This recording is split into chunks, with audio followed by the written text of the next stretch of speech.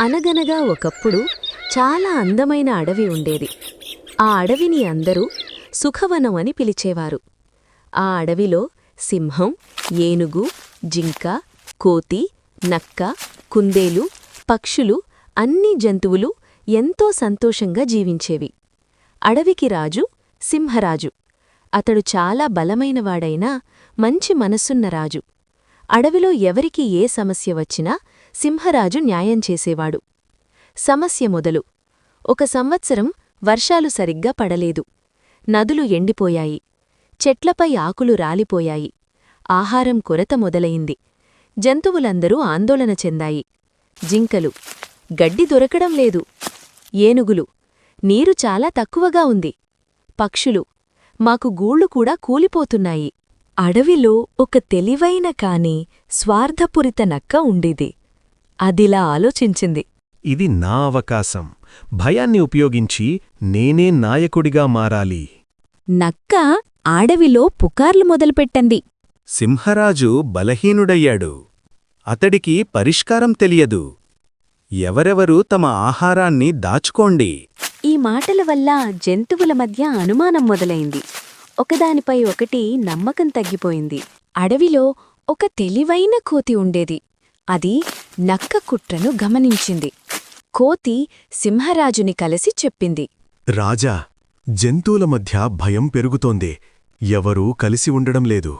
సింహరాజు గంభీరంగా అన్నాడు. అడవి నిలబడాలంటే ఐక్యత అవసరం. నేను అందరినీ పిలుస్తాను. ఒక పెద్ద వృక్షం కింద అడవి సభ జరిగింది. అన్ని జంతువులు వచ్చాయి. సింహరాజు ఇలా అన్నాడు.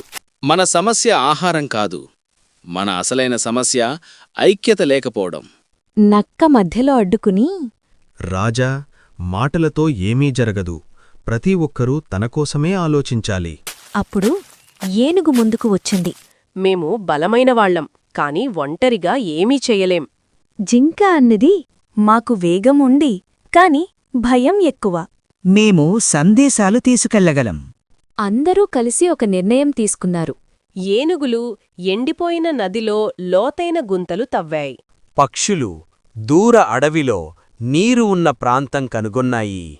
కోతులు చెట్లపై పండ్లను సమానంగా పంచాయి. జింకలు చిన్నవాళ్లను కాపాడాయి.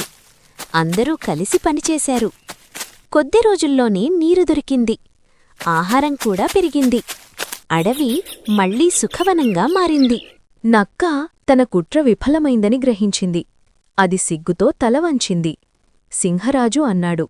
తెలివి మంచిదే, కాని స్వార్థం తోడైతే అదే నాశనం. నక్క క్షమాపణ చెప్పింది.